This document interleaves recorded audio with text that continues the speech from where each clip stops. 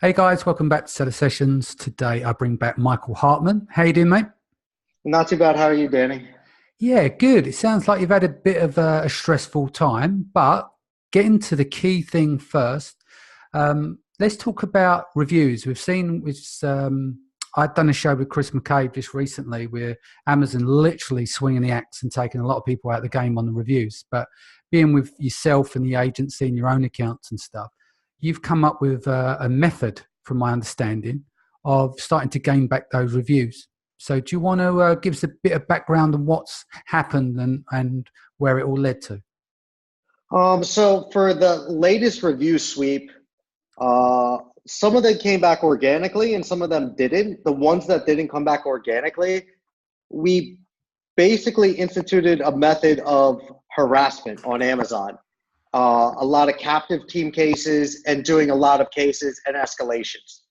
And we've had, I would say, some pretty decent luck with this.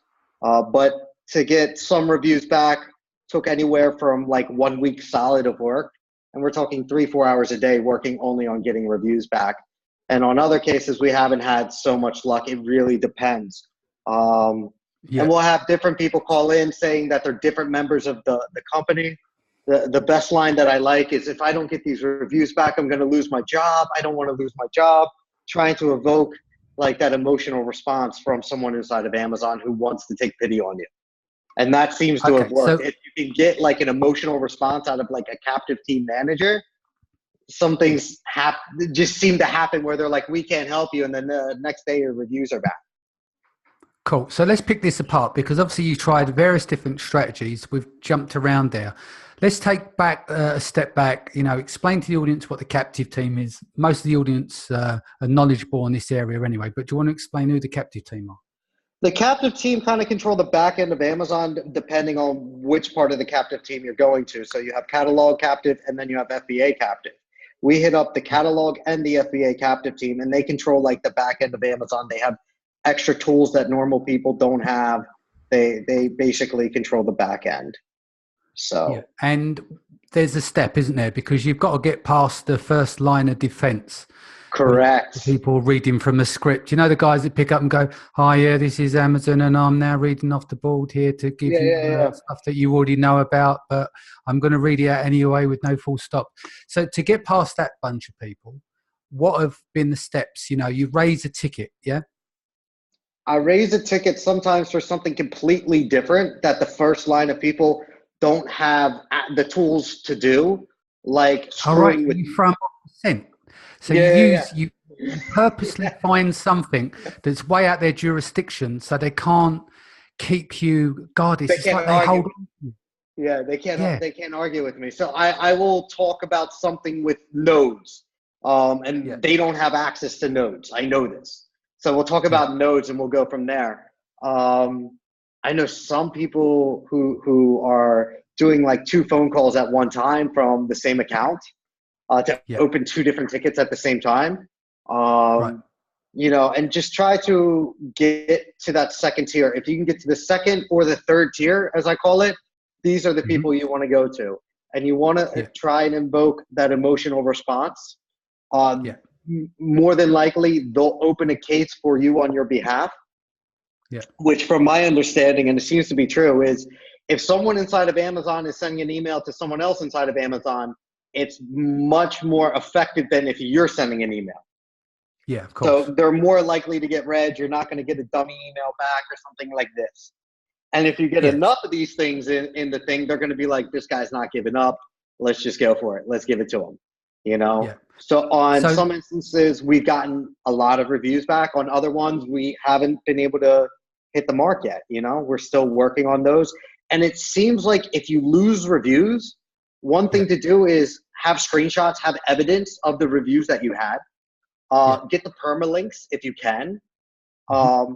and say that you never did, giveaways and you're always within TOS, blah blah blah blah, and try and get that it's killing your business. It's my sales have dropped X percentage, or Yeah, it has affected me negatively because of Y. This is what you need to invoke into them to show that they're yeah, actually hurting you. You yeah. know. So the first So thing to do, you raise a ticket. You're not saying I've lost my reviews and going to no. the interface and going to other in terms of your request. Which what you're doing. So you mentioned nodes. You're talking about browse nodes now, right? Yeah, So it's on a yeah. level. But does that sometimes where you're going after browse nodes, it kind of can fall between the stalls where no one picks up the ticket because it's like, well, I don't know about that, so I'll bump that one along. Or is there anything specific that you did that worked? Basically, to be honest with you, I'm throwing a lot of shit at the wall, as we say, and Yeah, seeing what sticks. yeah, So at the same time that I'm doing these phone calls, I'm opening cases yeah, daily, a couple times a day. I'm yeah. referencing previous other cases, and I'm emailing everyone in my list of contacts or any manager or anyone that Jeff's team that ever responded to me, and I'm escalating Gotcha. it Yeah, yeah, slowly. So I'm yeah, starting with seller performance, and I'm going priority seller performance, then I'm doing marketplace abuse, then I'm doing community escalation abuse, then yeah, I'm just working down the list yeah. until I get to Jeff, and I mean I'll send it over there too. And then the Jeff bomb's the last one, is it?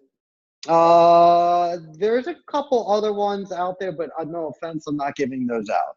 Of course, yeah. So What I'm saying to you is 'cause obviously for the audience to understand for steps that they take, they may not have a performance team email or connect inside Amazon. They might not have So been what told. I would look at seller performance email. I would look Yeah, on the forums for different contact emails yeah, inside of Amazon and yeah, exhaust all those options and always cite the cases where you sent the previous emails, when did you send the previous emails, how many reviews you're missing. So you're yeah, kind of building the story over time, and you're like, every time you're sending a new email, you're reintroducing as per previous emails, blah, blah, blah, yeah. and just going that way. And to be honest with you, I'm not sure if it was the phone calls or the Yeah. emails or a But you got the combination of the both. results. Yeah, Yeah. but basically you got the results, and because you obviously manage accounts as well, you're doing this in large numbers. So, how many accounts for you were affected in this email call? The review call. Sorry. The we were lucky. So we had only two this Yeah, past review wipe. yeah, And then previous to that, in April, there were like seven. And we got all but two back. that's good. So That's good. yeah, I mean, it's not too shabby. I've been working on some friends' accounts now too. Yeah, But I'm telling you, the faster you do this, the better the results are. So the first week we popped them back really quick, and yeah, after that, it's since then we've been dragging feet. I mean, I don't know what to say. We're yeah, still doing it, but we've had other issues recently that yeah. we've been focusing on. So That makes that's total it. sense. So, what kind of numbers were you missing? And I've spoke to a few people. Some people were like completely wiped out of all their positive reviews, and then left with the competitor 1-star negative reviews. That really We, kind of we, we had that happen on a listing. We lost 2,000 5-star reviews. That yeah, one's one that we're still dragging our feet on. yeah, Other ones we were able to get back. yeah, Other ones, weirdly, they wiped out only 1-star reviews. I yeah, lost 5 1-star reviews, and all the positives stayed, yeah, which really, really helped that particular listing. yeah, So it kind of varied. I've seen all reviews gone. I've seen reviews locked. Unlocking reviews, we've so you can get new reviews. We've been mm, writing in as customers saying we can't leave reviews, and then we like message seller teams that our customers can't leave reviews. And then if that doesn't work, then we kind of do an ASIN merge, yeah, and that's you lose the sales history, but it seems to work. yeah. That makes total So sense. And it, so, in total, like what the responses that you've had from inside of Amazon. Obviously, it's been moved on to the right track, but is there some? Can you see another wave of this coming? I've heard some rumors, and I'm very concerned. Yeah, But we will see. I think there's some other things that are more concerning right now than um, the reviews getting wiped. yeah, Uh, there's been some changes in the European markets recently on some other issues as well. yeah. So Well, after speaking to Chris McCabe, we done a show with He's a regards. friend of mine, so me and him Yeah, have worked on different review stuff. Yeah, so yeah, you know him well as well, and yeah, yeah, he was saying the same thing. But he was just saying that that it's one of those things. 'Cause I asked him the question: do you think Amazon may be reacting to when there's a wave of press that doesn't or were not always polite towards Amazon, then suddenly big cuts happened, didn't they? You remember like the original review Armageddon 2015, I think it oh was. yeah. I remember. I Yeah, I was think there. there was that piece that came out from TechCrunch, the blog, very powerful blog in the tech world, in Silicon Valley and stuff, and they done a post on there breaking down all of the issues with reviews, the fake reviews, etc. And then that big Cull come, didn't it, in terms of incentivized reviews and stuff. So Yeah. what I happens is remember. Amazon seems to respond to the press, and kind of Chris agrees with me on that as well. But one interesting thing he says is that they've basically got teams inside of Amazon. It's been quite crude in the sense that when they are doing these calls, they've got developers writing codes for it, and they're not worried whether they're good, bad, or ugly. They're just taking out reviews in volume. Yeah. One thing that I would tell you though with these reviews is, according to Amazon's own terms of service, they will never delete or remove legitimate reviews. So we actually took a Right. screenshot of that and implemented it in a lot of the cases. So Yeah. how they This violate, is the it's a thing. violation of their own TOS.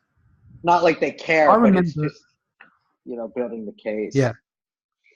But the thing is, with Amazon's terms of service, that doesn't mean that they stick to them. I remember getting a review. It was I think about 2015, and I thought, right, I'll test the terms of service. Obviously, they've been written differently since then. I actually done a presentation on this specific subject and gone through their terms of service to this review. So there was a review that said doesn't work, and that was all what it says. And back then, it said that the review must have at least 20 words. I think it was. I'm doing this all by memory. 50 Uh, words and 75. It depends on which time you were doing it. At no time it was 20. yeah, It was either 50 or 75. right.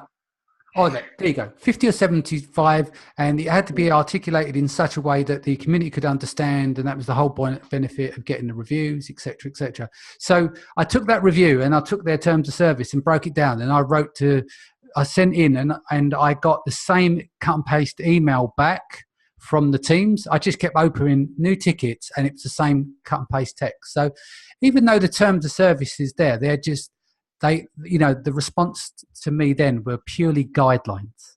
Do you know what I mean? So Well, in the end, no, the whole situation, I can't take them seriously, if that makes sense. Like, no, it obviously, does. It does make sense, but there's ways to work within the terms of service, especially to remove negative reviews.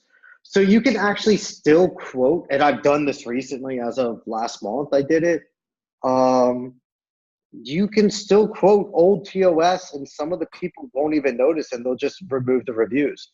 Like I said, just the same thing for getting reviews back. There's the same principle for getting them removed. yeah, If you can get your friends and family, I didn't say this, to vote report abuse on that review, and you submit tickets, you have a pretty good shot of getting rid of them. Like at one point we were shooting like 70%, and right now we're shooting around yeah, 30. yeah. So Oh, that's good. yeah. Sounds cool. All right, so let's wrap that here. So top down, what are the key aspects if people want to reach out, get their reviews back? What would top 3 things that they should be doing? They should have screenshots of their old reviews. They can use the Google Cache to get it.